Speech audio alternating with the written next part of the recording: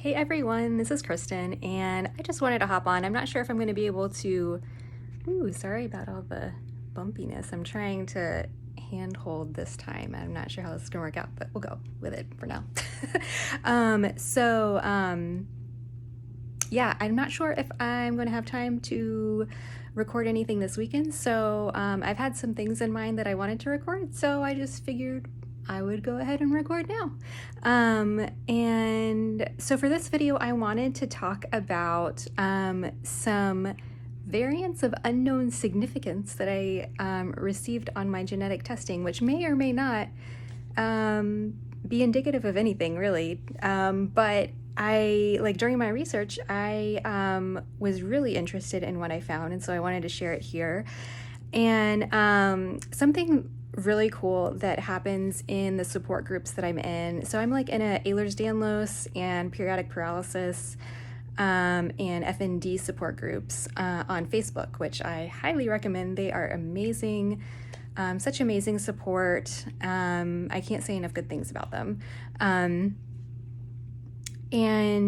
anyways, in those groups, what we do is, at least in a couple of them, we put, each time we post, we put in parentheses what our diagnosis is and whether that diagnosis is a genetically based diagnosis, so we know that we have a certain condition because our symptoms align with a genetic variant that we have found in genetic testing, or whether we're clinically diagnosed. And so we might not have a known variant, but we have the clinical symptoms that are consistent with a certain diagnosis. And that's really helpful because as I've learned from kind of specialists in different areas, is that people are diagnosed with varying levels of confidence, right? So people that have a genetic variant that also have the symptoms have a high level of confidence in their diagnosis because they have both. Whereas it can be a lower level of confidence in that diagnosis if you have, some of the clinical symptoms, but you don't necessarily have the genetic test results to support it, which is, in my case, it makes it a little bit more complicated. So I have found that in these support groups, that's really helpful because when I go into doctor's appointments, I can say, I can look at those posts. And so if anecdotally people are noticing that they're having myoclonic jerks, for example, in our periodic paralysis group, there's a lot of people who experience myoclonic jerks, and those can be in healthy people and they can be in other conditions as well. But if that's being said from somebody who's genetically diagnosed with periodic paralysis, then that might, and it's maybe in more than one person who's genetically diagnosed, then there's a higher level of confidence for researchers and doctors to look further into that particular symptom, and maybe that can be a helpful diagnostic in the future, if that makes sense. I think that's how it works. I'm not a pro, but that's, I think, what my understanding is of it. So for me as a patient, when I go into these doctor's appointments, I can say, anecdotally, people in our support group who are genetically diagnosed have noticed this. And sometimes that can even counter some of the misinformation that's going around about specific conditions. So for example, with periodic paralysis, specifically the Anderson-Tawil syndrome, which it's known for having a triad, which is 3 parts in its diagnostic criteria. And those 3 parts are physical characteristics, specific symptoms, and cardiac issues. And so, and that can happen across different family members. It's a genetic inherited condition. And so one person in the family might have muscle weakness, for example, and that's, I'm sorry, the symptoms in that were not cardiac is the muscle weakness for Anderson-Tootle syndrome. So one family member can have weakness, and another family member can have the heart issues, and often those are arrhythmias, like ventricular arrhythmias. And some people have like long QT syndrome and Anderson-Tootle syndrome. So I have heard, doctors say that if you're not presenting in your EKG with a heart issue, then it couldn't be Anderson-Tootle syndrome. And that's not necessarily the case, because for one, maybe that is the family member that doesn't have that part of the triad. Or also it could be because certain people in the support group have mentioned this, that have been genetically diagnosed, that their heart condition actually doesn't show up until it's provoked by medication that triggers it, or by a severe cardiac event. So just little things like that can be really helpful in the diagnostic process, and just kind of gaining additional information that might not be as widely known about certain conditions. And that's kind of a tangent from what I wanted to talk about here, but it's something that I found really helpful in the support groups. And if you're like leading a support group, or you're in a support group that's on Facebook, I highly recommend it. The admin team in the support groups that I'm in have been phenomenal in implementing that. And I think it's really great. I've seen a few cases where there's actually doctors in the support groups. In some groups, they don't allow that for privacy reasons, which is understandable. A lot of the times we're venting and ranting about our experience with doctors in these groups. So you don't necessarily want to be in that group if you're a doctor or a physician, or, in the healthcare industry. I can understand that. But anyways, the admin have been really great in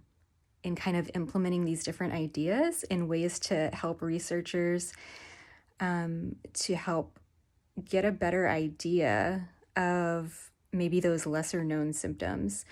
And another way that I've seen them implement this is through like polls and quizzes, and in those as well, like you're required to list whether you're clinically diagnosed or genetically diagnosed. So there might be like a poll, for example, in the periodic paralysis group about, does this specific food trigger your symptoms, or like salt, or do carbs trigger your symptoms? Does the weather trigger your symptoms? And so then people can respond. If you're hearing a mechanical noise, that's my printer right now turning off. Which, by the way, there will be a video, if I can edit it in with my very, very novice editing skills. I will try to put in the video of our two cats watching the printout of my genetic testing, because they just are fascinated by the printer, and I think you might enjoy that if you're a cat person. Anyways, I'm getting really off track, but I hope that was maybe helpful information.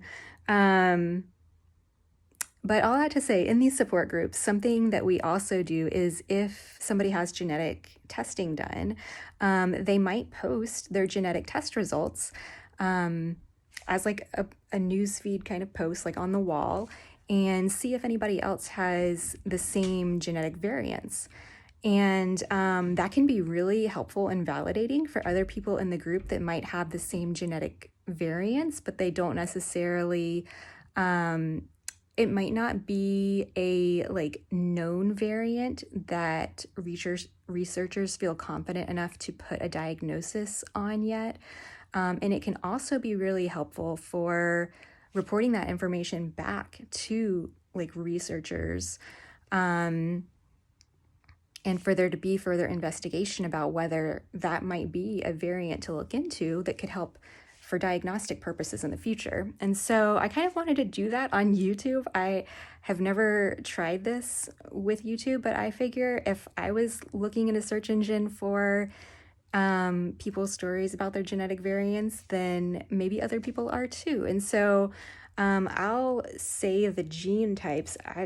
The variant, I'm just going to post that in the description or in the comments. Maybe I'll do both because it's kind of long. But the variants of unknown significance that I had are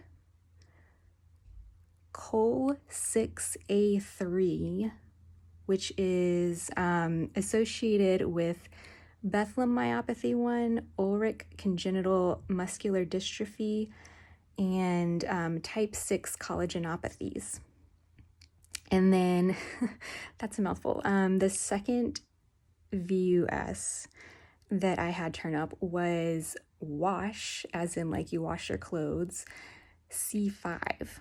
And that one is associated with hereditary spastic paraplegia 8 and recessive craniocerebellocardiac syndrome, also known as, oh, I'm going to butcher this, Ritscher-Schinzel syndrome. Yeah. And so I was looking those up because that's what I do. And two of them like really stood out to me because I felt like, I mean, kind of like 3-ish, and I'll explain that in a minute.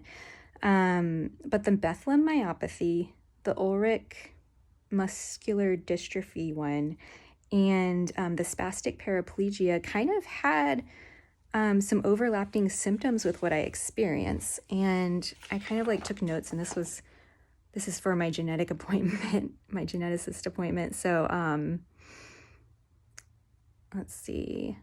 Yeah, so really interesting thing that I found about Bethlem myopathy is that I found this like a journal article, a medical journal article.